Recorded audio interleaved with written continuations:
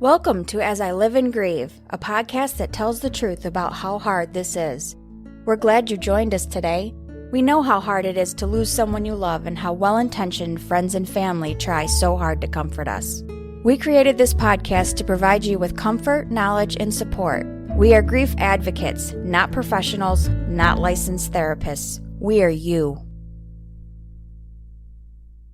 Hi, everyone. Welcome back again to As I Live and Grieve. So happy you've taken the time to join us again today, whether you're in the car, transporting kids to activities or school, or whether you yourself are just in the car commuting or on the way to the store. Thanks for tuning in. With me today is Kelly, of course. Hi, Kelly. Hello. And our guest today is Jessica Fein. Hi, Jessica. Thanks for joining us today. Hi, thank you so much for having me. Absolutely. It's our pleasure. Before we get started on our general conversation, Jessica, would you just introduce yourself to our listeners? I'd be happy to. I am here today on the occasion of the publication of my book, which came out a few months ago, called Breathtaking, a Memoir of Family, Dreams, and Broken Genes. And this book is the story of how we have to reimagine what our lives are going to look like over and over again and learn how to create a life of joy and meaning in the midst of uncertainty. My particular story, which is told in the book, is about my lengthy journey to motherhood. My husband and I took a roundabout route that landed us in Guatemala, where we adopted 3 children. And when our middle daughter was 5 years old, she was diagnosed with an ultra-rare degenerative mitochondrial disease called MERF syndrome. And in the book, I talk about my journey from feeling like, even though I am not a scientist, not a researcher, not a money person, had no idea what mitochondria were, thinking I was going to personally cure this disease, to realizing that much as we think we have that kind of power, most of the time we don't. So what do we do with that? And as my daughter's disease progressed, we learned to create something in our home that was pretty beautiful in the midst of loss of functionality. So over time, my daughter did lose her ability to walk and talk and breathe without a ventilator and ultimately to move at all. She died 1 week after her 17th birthday. And what I say is this book is not about that death. It's really about her life, and it's a love story. It's about our family's love for each other and how we celebrated the time that we had. Wow, Jessica. That's all I can say at the moment. Wow. There are so many thoughts, so many questions zooming through my head. It reminds me of one of our dogs when she gets really excited. We say she has the zoomies. That's what my mind feels like now. I love the concept of your book in that the perspective about how many times we have to change our lives or change where we're going, redefine ourselves. That's not really something that we're told about as we approach adulthood. We talk about growing up and being an adult, but we never kind of mention to our kids that, there are going to be things that happen in your life that are going to cause you to stop, step back, and maybe go in a different direction, and all that's okay. So I love that entire perspective. The other thought I had when you talked about your book was that there seems to be now a trend toward more people wanting to tell their story, wanting to share the story of the trauma and tragedy and grief in their lives.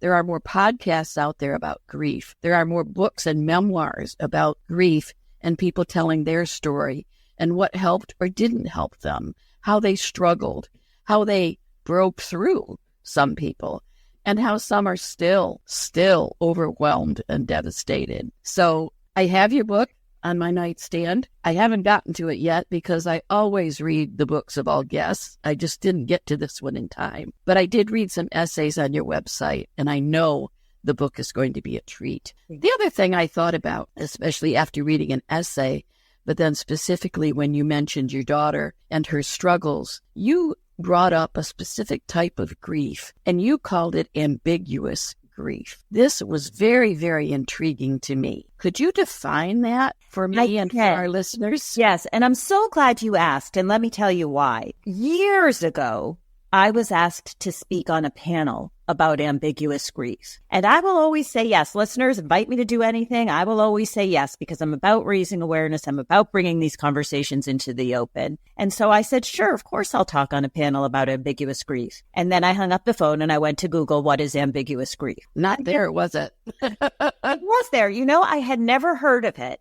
And what I learned was ambiguous grief is when we are grieving the loss of somebody who is still with us. And let me tell you that can mean a couple of things. That can mean somebody who is still alive, but not with us physically, say perhaps a prisoner of war, right? Or somebody who is with us physically, but not in the way they used to be. That can be somebody who is suffering from dementia. That can be somebody who has drug addiction. And why this was so meaningful to me is that until that point, I had been resolute in the fact that I was not going to grieve my daughter while she was still alive. I thought that would be a betrayal of her. How in the world can I grieve somebody that I'm sitting here hugging and looking at? That didn't feel right to me. And when I understood, and, reading it was like a light bulb went off, when I understood that, yes, there are many kinds of grief. They are not all the kinds that are what I call Hallmark card grief. Not all kinds of grief. Can you go to CVS and buy a card, right? There are so many kinds. And here we were losing so much. We were losing literally her ability to talk, our ability to hear her voice, our ability to, run together holding hands. And we were, more important, losing our ability, our vision of what the future was going to be. And there was so much loss. And what happened was when I realized that there was a name for this kind of loss, I felt like I had permission to feel it. And now it didn't have so much power over me because I could say, these feelings of sadness and anger and so on, they're justified. This is a thing. This is ambiguous grief. Okay, now I can begin to integrate it and move forward with it. And so it was very important for me. And it has been interesting because I realize how many people aren't familiar with it. And so I'm glad you asked, because I know that when I learned about it, it really did help me quite a bit. Yeah, and you mentioned dementia, which of course is extremely common. And we hear so many people talking about taking care of their parents. And I remember my own mother, she didn't have severe dementia, but as she aged, she did start to pick up some pieces of it. And it was very difficult. It was difficult to carry on that conversation.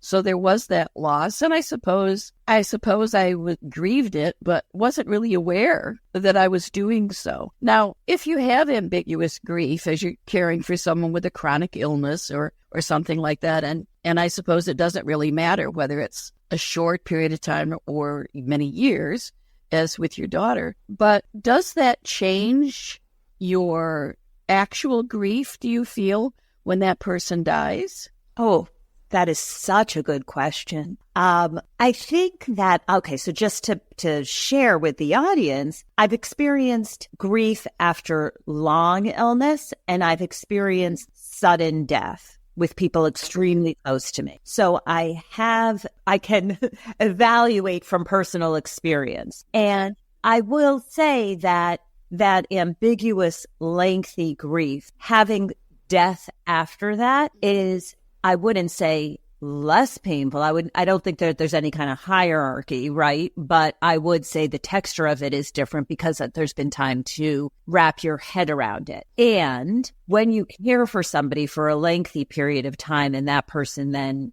dies, now you have a whole other layer, which is, who am I if I'm no longer this person's caregiver? So much of my identity was wrapped up in my daughter because really my daughter's condition defined everything about our lives, logistically, emotionally, practically, spiritually.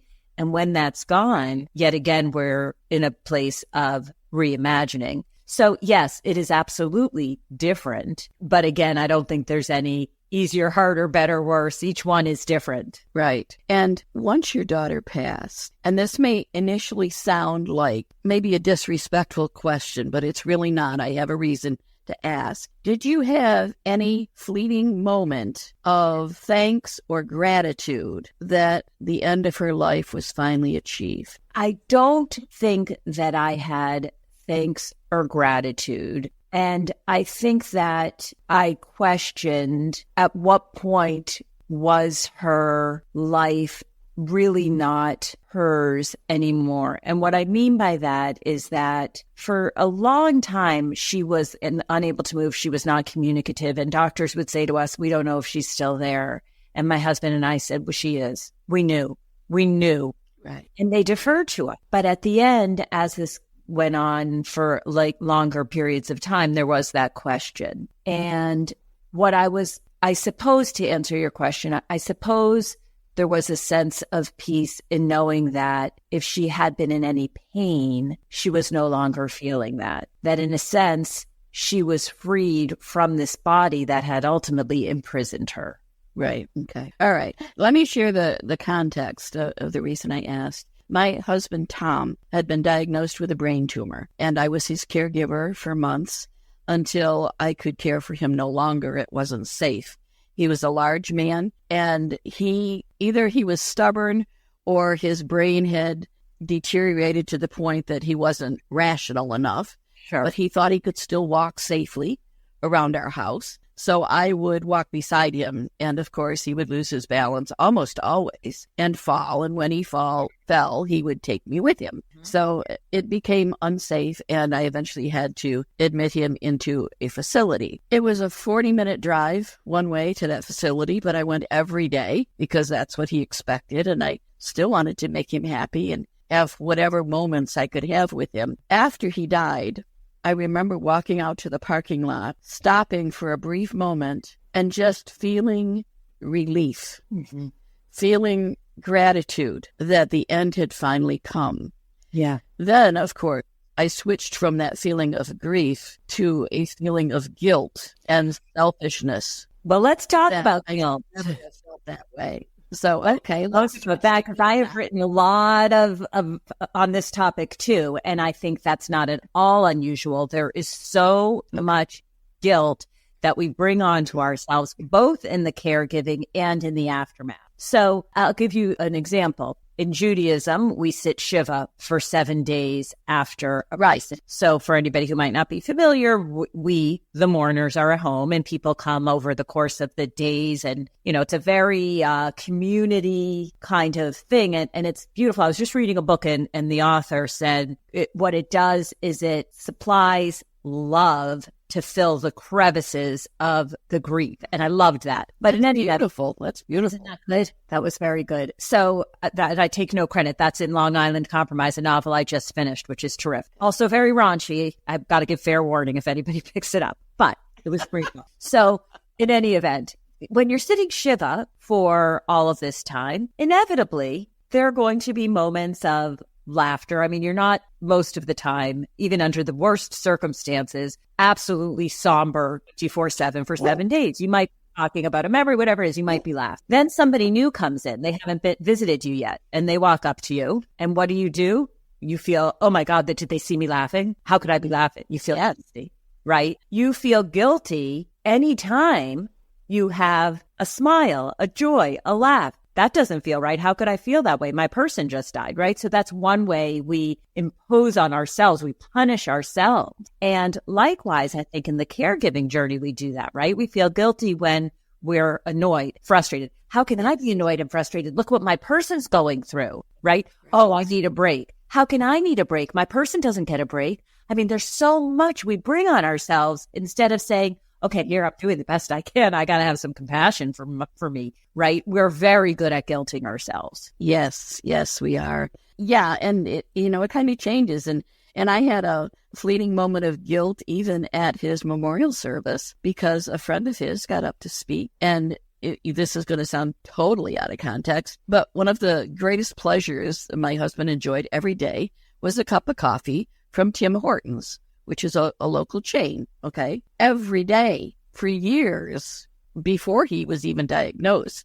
So every day, of course, when I went to visit him, when he was admitted to the facility, I would bring him his Tim Hortons coffee every day without fail. And then he got to the point where his swallowing reflexes had diminished, so he couldn't have it anymore. They tried everything so that he could have a sip of coffee every day. So I would bring the coffee in, but it would be an empty cup. for him at the end.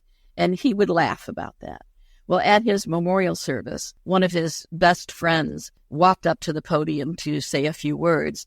And all he did was just sit a Tim Hortons cup on the podium. And I started laughing. Well, boy, did I feel guilty. Here was his memorial service, But to the people that knew my husband, they were also laughing. And that was my consolation. And it was a great tension reliever on that day that was so, so difficult. Right. So we do feel that guilt. So I want all the listeners out there to hear, it is perfectly normal. You are not crazy. You are not being mean or disrespectful. You are merely treasuring a memory. I love looking at it that way. You are merely treasuring a memory. That's such a beautiful way to put it. I have an article. I'm not sure if it's probably available on my website. If not, I can post it up. But it's about grief, gratitude, and guilt. Because I think those three things are all like, how can I be grateful? Yeah. Is it okay to be guilty? We do such a number on ourselves. Like, we just need to let ourselves experience what we're experiencing instead of being like, oh, I shouldn't feel that way. And how can I be grateful? And so grief, gratitude, and guilt are three things that I think can play together sometimes better than. Right. Absolutely. Now, I want to circle back a little bit to the ambiguous grief again. And I wonder if you can give us some specific examples with your daughter of what you were going through when you realized that you were grieving maybe a skill that she no longer had or something that she was missing out on in life and that you also, as her mother, was missing out on. Can you speak a little more specifically? Just so it's a little more clear in our listeners' minds. So I envisioned that we would have, my daughter and I, girls' days together. This was a great thing, right? I had 3 children. She was my daughter, and we were going to do girls' days. We were going to do girly things. And in fact, when she was little, we did. We'd go shopping. She was a fashionista. She loved to go and, hold up. I'd say this one or that one, and she'd say both, and we'd get our nails done and all of the things. And as her disease progressed, it became more and more complicated to do those kinds of things. Taking her out, she was ventilator dependent. There was an enormous amount of machinery. You needed a couple of people. I mean, it was production. And I remember actually one night, pretty early after her diagnosis, my husband and I were out.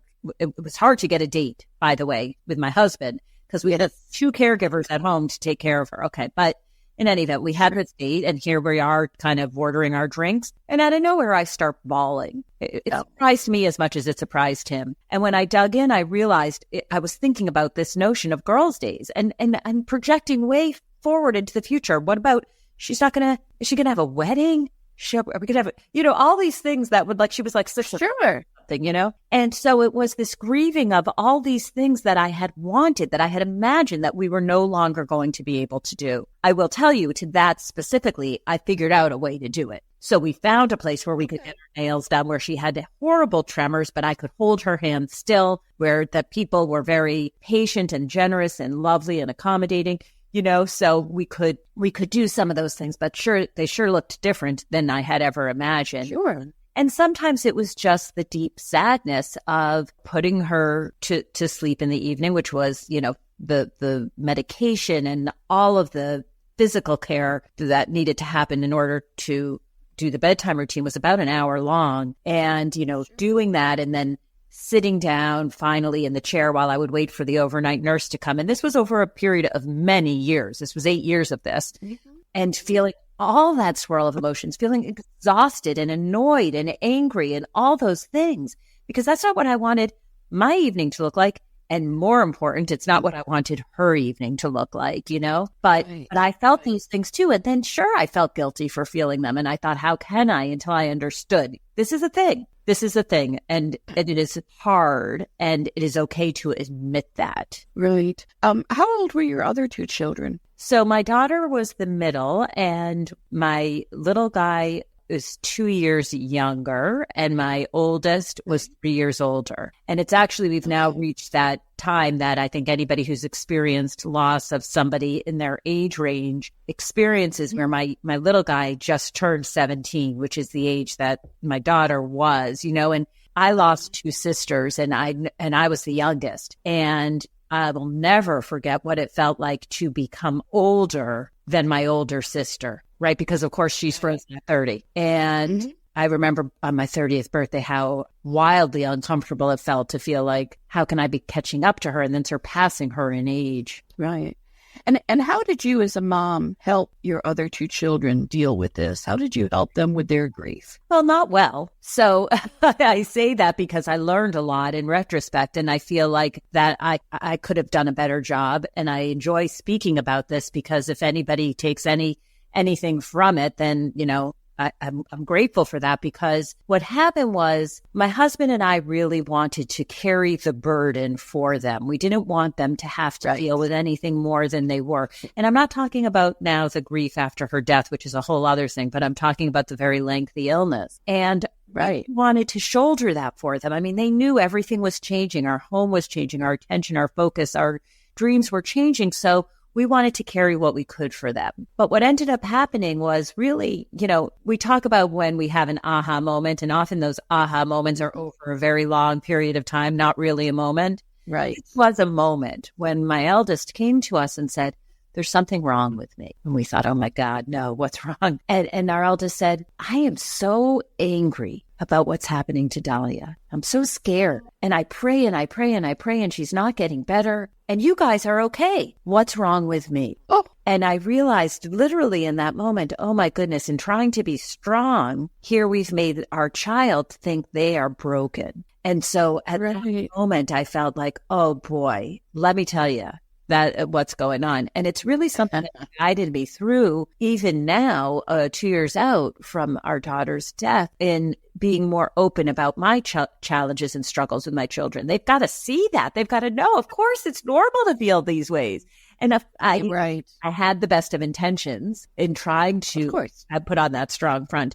But when people say, do you have regrets? I don't have regrets about my daughter's medical care. We did the best that could be done. But I have some regrets about not being a little bit more open with my other children earlier. Yeah, I love that you've said that, because that pointed out to me quite abruptly in another podcast episode I did, it was over a year ago, with my older daughter, Stephanie.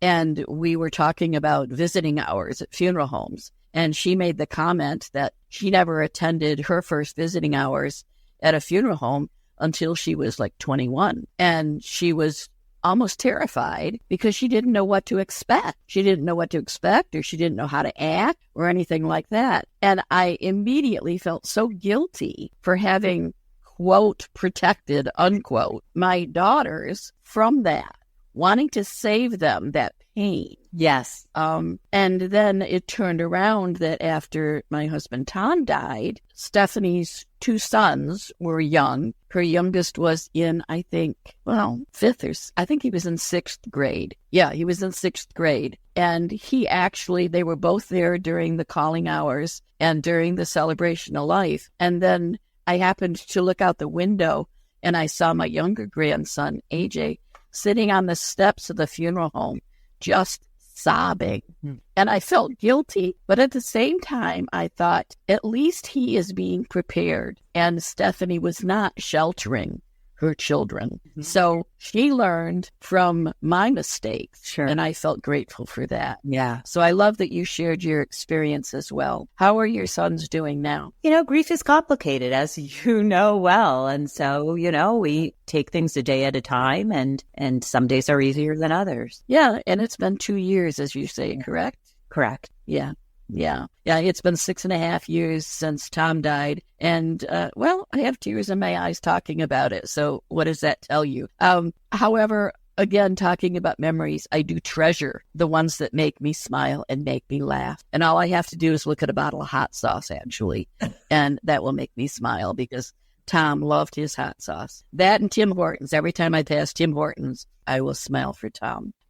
This has been an amazing conversation. And in talking to you now, I immediately have ideas for 2 more episodes. One is around the Jewish traditions for grieving. I think would be a great episode. I'm thinking of episodes I'm going to ask you back for, you see. I'd be thrilled. And then the other one is when you talked about grief, guilt, and gratitude. I think that in itself would make a perfect episode. Wonderful. I'd be honored to talk about those. And I will tell you, since we're talking about that we can have some humor in the grief, I call myself Shiva Girl. Yes. Because I've become expert at throwing a Shiva. I love it. So many times. I even have a Shiva suit, so. Interesting.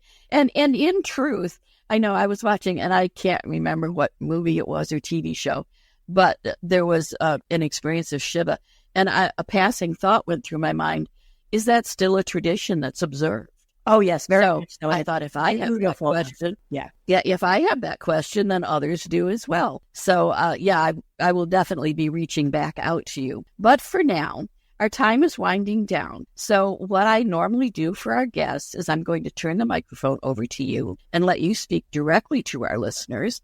Let them know about your book, of course.